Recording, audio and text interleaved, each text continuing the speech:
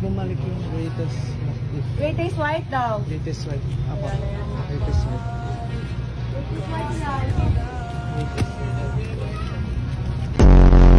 Anong ibig sabihin ng conclusion at saka opinion?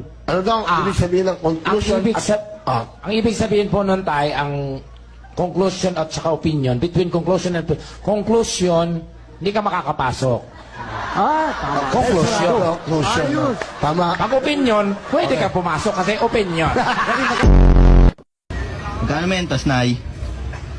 Alin ho tayo? Ito po. Piso ho tayo.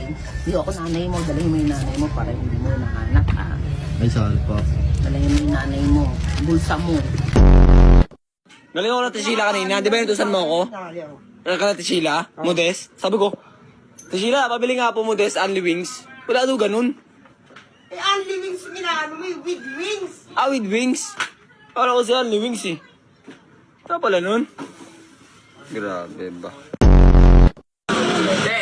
Hello, tunay ko lang 15. Anong SIM yan? SIM 2.